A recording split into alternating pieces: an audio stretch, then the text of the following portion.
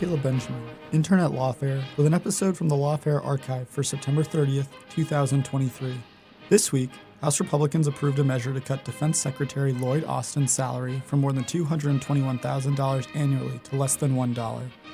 Republican lawmakers pointed to the U.S. withdrawal from Afghanistan, the military's recent recruiting shortfalls, and COVID-19 vaccine policies as reasons for their dissatisfaction with Austin's work. While the pay cut has little chance of becoming a law, it reflects increasing hostility from conservatives towards military leaders. For today's archive episode, I picked an episode from December 9th, 2020, in which Benjamin Wittes sat down with Mike O'Hanlon and Kori Schake to discuss the nomination of General Austin in 2020, why it was controversial, Austin's background, and who might have been a better choice.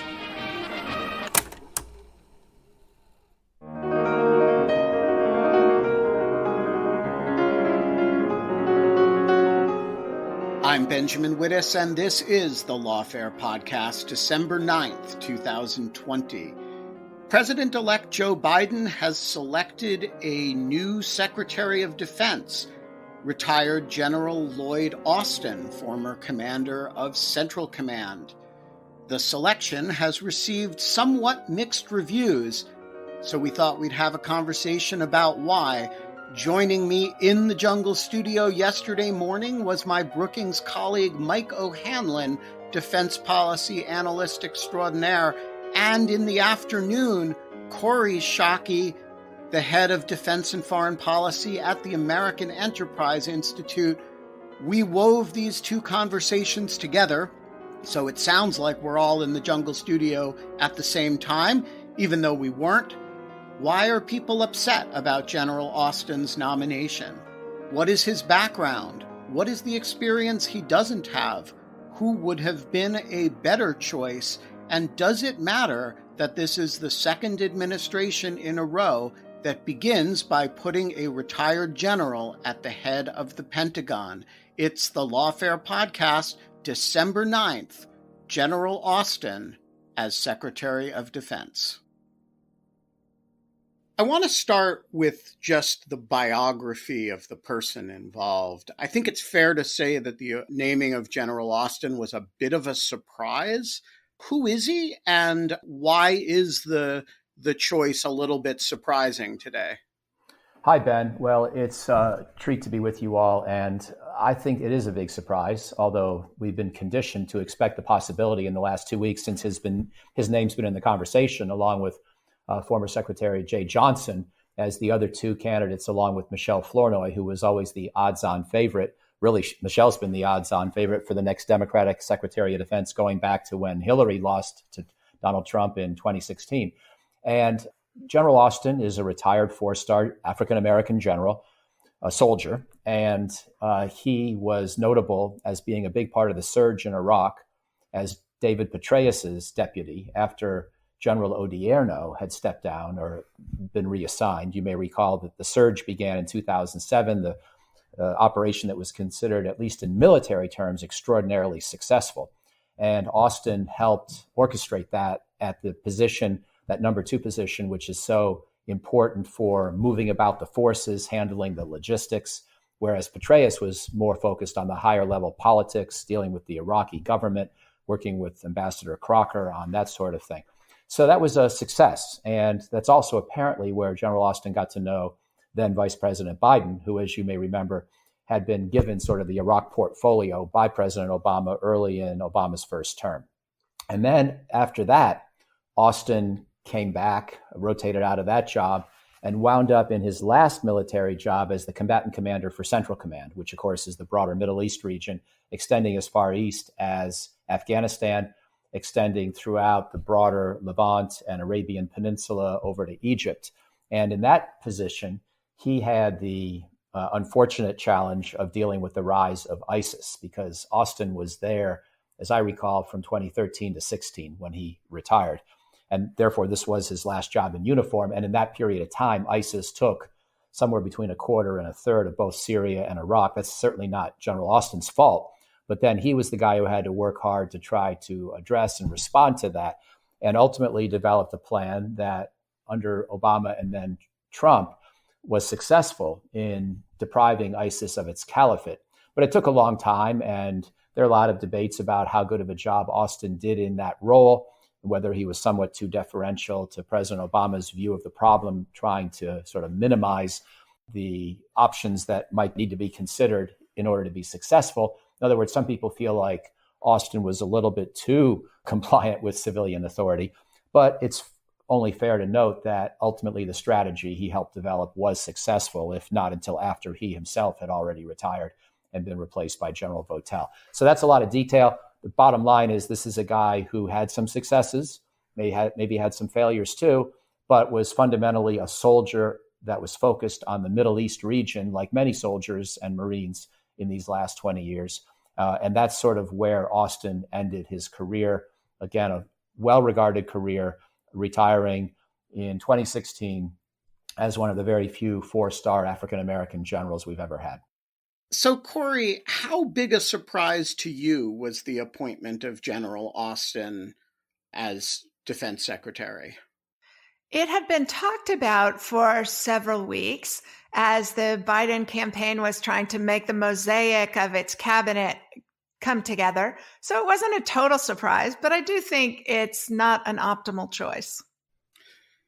It's fair to say that the response, at least on Twitter among defense policy folks, to this appointment has not been enthusiastic. And I can detect, I think, three separate vectors of discontent, and I want to ask you about each of the three separately.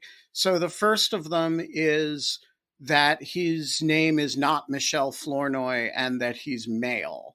Is this a reflection of a particularly deep admiration for Michel Flournoy, or a kind of competitive diversity concern, or is there something else behind this? Well, I think she's not the only qualified candidate. And so to argue that she was the only conceivable choice is an injustice to other people who were under consideration, like Jay Johnson. Moreover, it sometimes comes as a surprise to those of us who are defense experts that people responsible for a broader portfolio than just defense policy might not think defense expertise is the most important qualification for a cabinet appointment. And they may well be right. Certainly, Michel Flournoy is extremely well regarded by Democrats and Republicans, by military and civilian. And of course, the Washington echo chamber being what it is, everybody had been repeating her name so often that we maybe all sort of believed each other when none of us actually had any raw data to confirm that she was the leading candidate. And so maybe the expectations were raised inappropriately. Although I should just be transparent and say I do think she was the best qualified candidate of the three that we were hearing about, and I think she would have been outstanding, and I supported her for what that's worth. I think that you're right also to identify this cleavage now. It's ironic, and I chuckle a little in a sardonic kind of way, or maybe even a pained way, to think that a woman is almost not diverse enough to get the job at this juncture. But of course, I'm being somewhat flip, because in reality, what President like Biden's trying to do is to create a government and a cabinet and a vice president and a top team that reflects the country's full range of diversity by gender, by race, by ideology. I guess so far not by political party, but nonetheless, he's not wedded to any one particular constituency, and nor should he be. He's trying to think about how the different pieces fit together. And yet, inevitably, now we have a world in which, even though we've had a black chairman of the Joint Chiefs of Staff, Colin Powell, and we've had other senior African Americans, we have never had a woman chairman of the Joint Chiefs of Staff or a woman Secretary of Defense. And now apparently Michel Flournoy is not going to be that person either. So you can understand the frustration. But, Joe Biden didn't owe that particular choice to anybody, and he's chosen a lot of other great women for key jobs. So, I think people have to sort of get over that issue. I know you've got two more theories of the case to run by us, but I think on that one, you're right, that there's a lot of loyalty towards Michelle, a lot of expectation it would be Michelle. But at the end of the day, people have to sort of get over the fact that, Biden preferred Austin, and he decided that an African-American was a more important form of diversification for this particular job, given who else he's already chosen for his government. And I personally don't want to argue over whether it's more important to have a woman or an African American. I think that's not ultimately the most compelling way to make the choice. So I'll come back later to why I would have preferred Michelle, but it's not based on the issue of gender versus race. I'm not sure the expectation should have developed that it was going to go to a woman. I think there are lots of Americans who would make good secretaries of defense, right? We tend to associate military leadership with good organizational skills, but we don't associate it with good political skills, which are also an important part of being an effective Secretary of Defense. I'm not quite sure how I would apportion the support for Michelle's candidacy among those factors, but I will say that there was no reason to believe that she would have a lock on it. She wasn't the only qualified candidate ever. Moreover, I'd bet a fair amount of money that if Lloyd Austin receives the congressional waiver and is confirmed for the Secretary of Defense, we will have the first female Deputy Secretary of Defense. And that's also progress. The second issue that people are kind of voicing discontent with this appointment is just the merits of the individual appointment. They think he's the wrong guy for the job, or they think she was the better choice for the job. Evaluate that. Well, that's where I come down. And probably your third reason is going to be civil-military relations, where I'm less concerned than some. But on the second issue, Michelle Flournoy is a person who, having been Undersecretary of Defense for Policy in the early Obama years, and that's considered the number 3 job in the Pentagon, and it covers the full range of global issues. She was already thinking hard about the rise of China and the beginnings of prickliness from Russia, which got a lot worse in ensuing years because Michelle left the Pentagon in 2012. But nonetheless, we're already on her radar screen. She was also thinking very hard about trends in technology and military innovation. Obama had his rebalance to the Asia Pacific in that period. There was an effort to try to develop a greater focus on innovation in sort of, technology development and military modernization with an eye towards China in particular. She already did all that in government. She and I were together on the CIA External Advisory Board when Dave Petraeus was director there, and shortly after Michelle had stepped down from her policy job. And in that position, we were thinking a fair amount about the Arab Spring, but we were also thinking a lot about China. And both of us sat through a lot of briefings on that subject. In the work that she did in the private sector and also in her think tank after stepping down from that Pentagon job, she also was thinking about great power competition, and she developed some special interests in military and organizational reform and efficiency. She tried to make that a big part of what she thought about in those years. I know her pretty well. I talked to her pretty often through that period. I wouldn't consider myself a close Michelle Flournoy inner circle person, and I don't think I was likely to get a Pentagon job under her, but I do consider her a friend and someone I admire very much and have been in touch with. So I know she was thinking about this wide range of issues throughout the whole last decade. Meanwhile, for reasons beyond his control, General Austin was being asked to deal with ISIS, Al-Qaeda, the Taliban, Middle Eastern problems, which are consuming enough that if you're doing that, you're not going to have a whole lot of time for other things. And I don't really know a lot. This is where I have to plead and acknowledge a limit to my awareness. I don't know a lot about what he's been doing since he stepped down from government. And I suspect he's certainly spent some time thinking about Russia and China and technology. But I don't think he's been as prominent in the conversations or in the research as Michelle Flournoy. So to my mind, she's spent a decade at least getting ready for the 3 big challenges that face the Secretary of Defense today: China, Russia, and technology.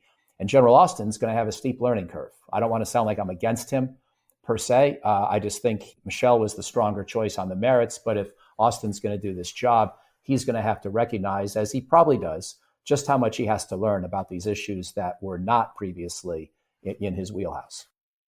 I wouldn't presume to know why President-elect Biden chose General Austin, but the optics of civilians hiding behind the legitimacy of uniforms is really problematic. And that's why I think retired General Austin is a suboptimal choice. I actually think the norms of civilian control of the military and military subordination to elected civilian officials have been kicked around pretty soundly in the Trump administration. And one of the things candidate Biden ran for election on was restoring the norms of democracy in America. And I think choosing a general officer only 3 years retired from active service and whose only professional engagements in those 3 years have been on the boards of defense companies is a narrowness of expertise that is also suboptimal. I share Mike's judgment that retired General Austin doesn't have experience in Asia or on Asia, and that would make him another reason that he would be a suboptimal candidate, given that managing a rising China is the most important security challenge the United States faces. But I also think that the fact that he predominantly did his deployments in the Middle East will make it easier for President Biden to do something he clearly wants to do, which is walk away from the Middle East. He would be the third and possibly even the fourth president to feel the United States is overcommitted in the Middle East and to try and find ways to dial that down. So it's not clear to me that his Middle East experience isn't valuable, but it would also be valuable to have someone who had expertise and relationships at high levels in Asia. And what about the third reported finalist candidate, Jay Johnson, was the general counsel at the Pentagon, but is not a defense policy person by background? I think would be kind of more of an outsider. On the other hand, has a quite diverse background in security issues more generally, but no sort of great power conflict sort of background. Yeah, I thought that he also was not an ideal choice because of the same argument that even though his range of experiences may have been somewhat broader than a soldier who got bogged down in the sand of the Middle East because the country asked him to do so, General Austin, nonetheless, Jay Johnson was not as frequently involved in high-level policy research or policymaking or discussion in regard to Russia, China, and technology/innovation. So he's capable. I don't know him personally, but people speak very highly of him. He probably would have been a solid choice. But I just think that given the criticality of getting Russia, China, and technology right at this very fraught moment in our history and in international relations, you want somebody who's extremely well prepared for that job. If Sam Nunn were a little bit younger, I would have thought he would be very good, for example. But someone like that, who's just been living and breathing this stuff day in and day out, and Michelle was, of the three, the one who would have been strongest. I think that, frankly, if you want to broaden the conversation and you thought it was important for diversity reasons to have some African-American candidates, I would have added a couple more names to the mix, like retired General Vincent Brooks, who was the head of U.S. Forces Korea in his last military job and dealt with that crisis of 2017 with a very calm hand. And also, before that job, had been in charge of U.S. Army Pacific operations through Pacific Command. Very distinguished and accomplished guy who thought more generally about the world. He had Middle East experience too, but his last jobs in uniform were in the Asia Pacific region. Or my colleague at Brookings, your colleague at Brookings, Frank Rose, who's a younger guy, but nonetheless quite experienced in government and thinks hard about these issues of Russia and China and technology. Again, it doesn't mean Austin can't do it, but he's got a steep learning curve, and I'm going to keep pounding away at that theme because I just think these issues are so complex. It's not enough to just go in and say, I'm going to make Russia and China my priority. You've got to have a nuanced understanding about how to be firm towards those countries, but also stay calm and not get us into an unnecessary conflict because you're too ginned up for confrontation, which is the way that some people in the Department of Defense do think about Russia and China. So I would really prefer somebody who's just been reflecting hard and profoundly over a long period of time about the historic challenges that those two countries pose for American security. And again, I don't see that really either Johnson or Austin has had a lot of that preparation. I would have favored Jeh Johnson's selection over Lloyd Austin's because he does have a broader diversity of experience, because he has been an effective politician as a cabinet secretary, and because he wouldn't require a waiver. I think one of the disappointments of Lloyd Austin's selection is that it demonstrates how narrow the search was. Because, go down the list of Fortune 500 CEOs. Many of them have run large, complex organizations and scaled them. So I think we overestimate the value of specific defense knowledge. We underestimate the value of running a $740 billion a year corporation with 2 million employees. And military service is to some extent good training for that, but it's by no means the only good training ground for it. And by constraining the aperture so narrowly, we excluded a whole bunch of potentially qualified people.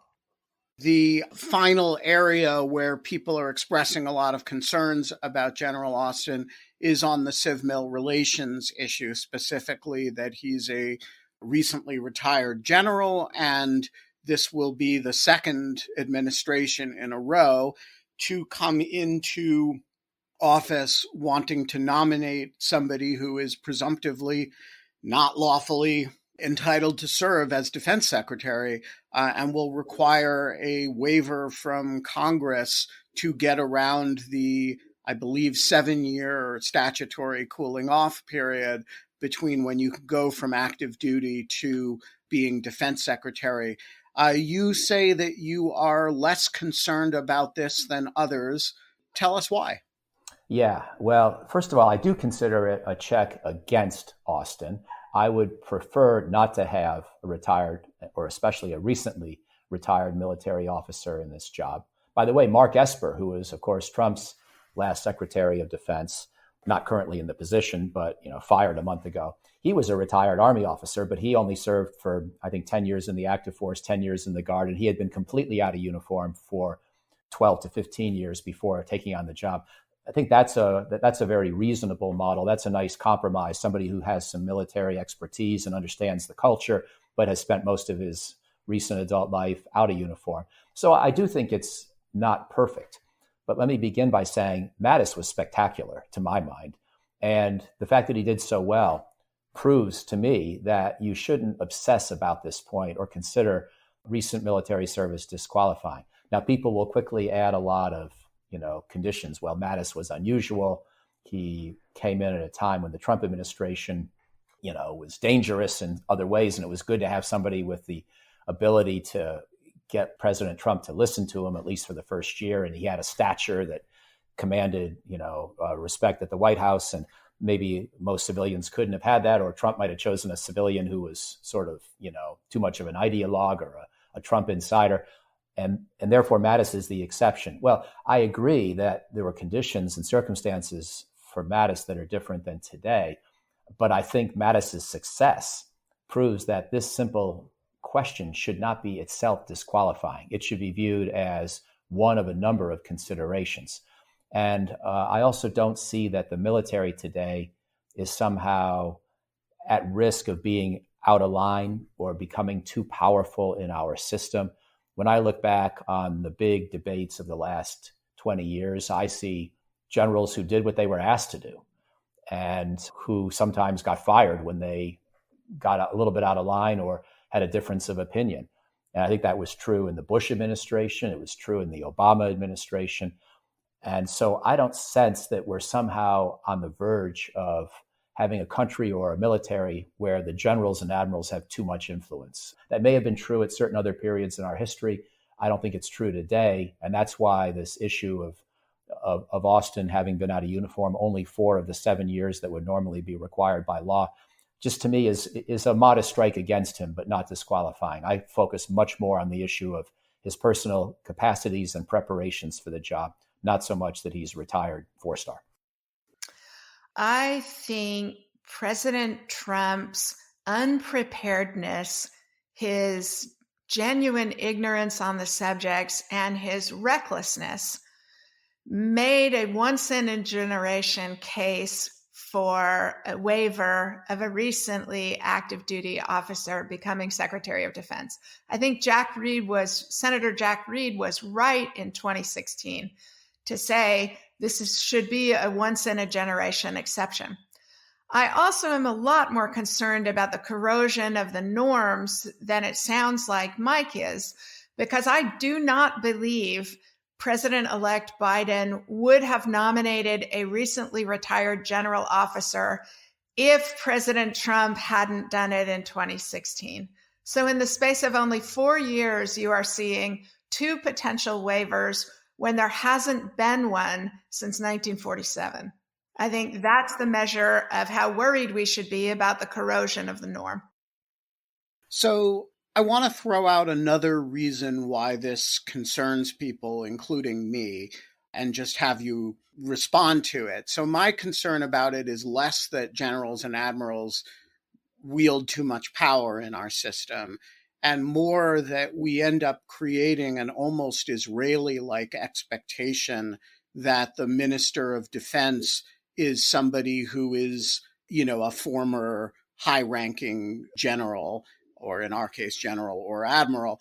I do worry that if one's concern is that, somebody like Michelle Flournoy isn't good enough, there is some relationship between that and developing this tradition that basically the head of CENTCOM has a cooling off period and then becomes SecDef, no?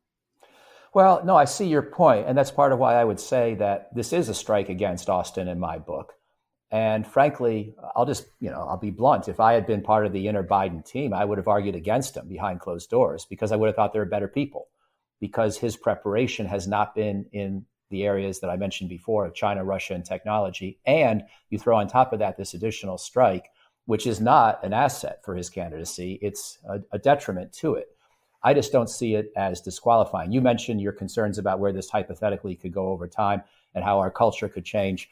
I think you're right to raise those sorts of questions, but I think they are hypothetical at this point. We have such a long-standing tradition of not doing this that I'm not worried that 1 or even 2 exceptions to the rule are changing the culture. And in fact, if I'm correct that Austin's preparation is wanting, he may not last super long in this job. And it may be, Michelle's turn pretty soon. And I'm not predicting or hoping for that. But if he truly is, not up to the job, or if somehow the way in which he deals with civilians and military is too informed by his 4 decades in uniform, I think the Biden team can figure that out and ask him to maybe, move on after a couple of years.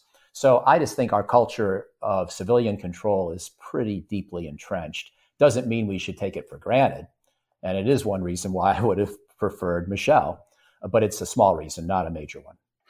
All right. So I want to come back to your point about only military experience, because a lot of people will listen to this podcast and have this initial instinct, quite understandably, I think, that running CENTCOM is kind of the best possible preparation for being SecDef. After all, it's a combatant command, right?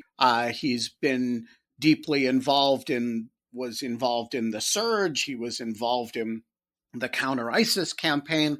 What else do you want from a SecDef? And embedded in your comment, it seems to me there's an assumption that the SecDef is not the same job as the chairman of the Joint Chiefs. Exactly. And so I want you to spell that out for us. Why is somebody with General Austin's career, as Mike explained it earlier, what's lacking from that, from the point of view of running the Pentagon?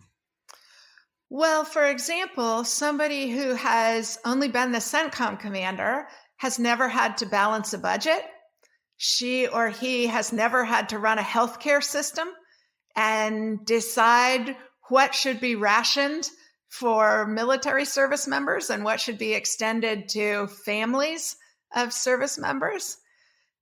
She or he has never had to persuade Congress to increase spending and persuade them to give up bases in their district in order to reduce overhead for the military. You know, the thing about being a cabinet secretary is that politics is actually much better preparation for running the Department of Defense than military experience is, because civilian control of the American military isn't just the elected commander-in-chief, it's the elected members of Congress. And they are often a much more difficult sled ride than persuading the public or the president of anything. So there are a lot of kinds of experience. Retired General Austin is getting support because he's a racially diverse candidate, and I celebrate that. But racial diversity isn't the only important kind of diversity. And diversity of experience is really valuable for being a cabinet secretary, especially when you are running an institution like the Defense Department, where most of the people in it have the same education, the same kind of experience as you have. Greater diversity strengthens problem solving. I'm curious how you assess the confirmation politics of General Austin, given all of this. He doesn't merely have to get confirmed. He has to get an affirmative waiver, I believe, from both houses of Congress. Given that there are people who are upset about the appointment for all of the three reasons that we've talked about, do you foresee any problem in actually installing him at the Pentagon?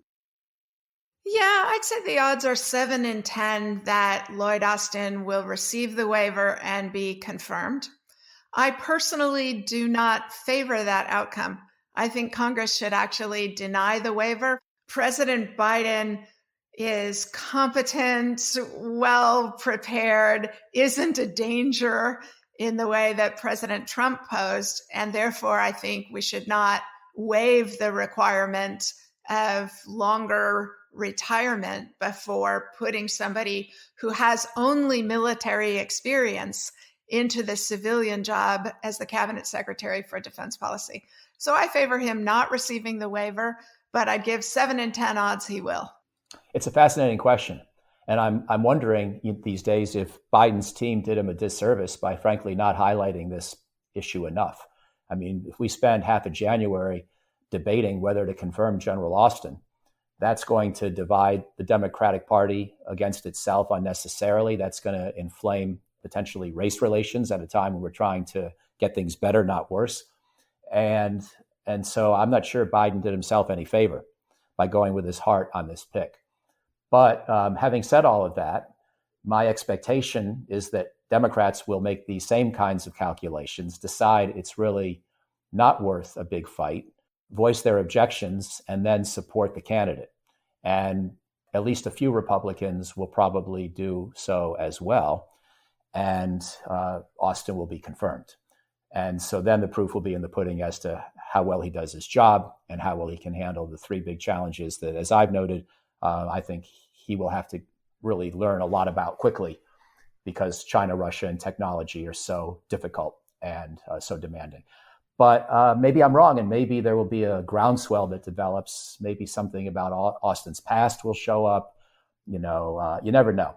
But I just think that a guy like General Austin, who I think is reasonably well regarded, controversial in some circles, but reasonably well regarded, reasonably popular, good success in Iraq to his name, ultimately some success in the counter-ISIS strategy to his name, even if it took a while and had to wait for his successor.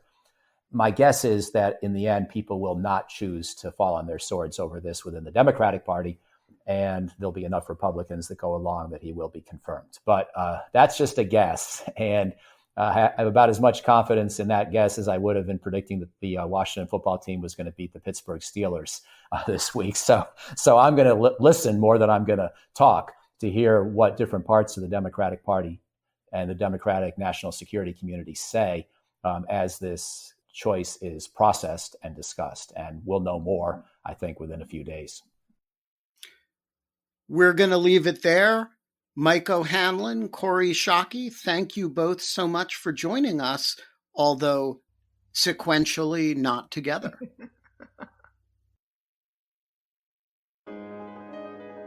The Lawfare podcast is produced in cooperation with the Brookings Institution, and this episode, it's produced as well in cooperation with the American Enterprise Institute.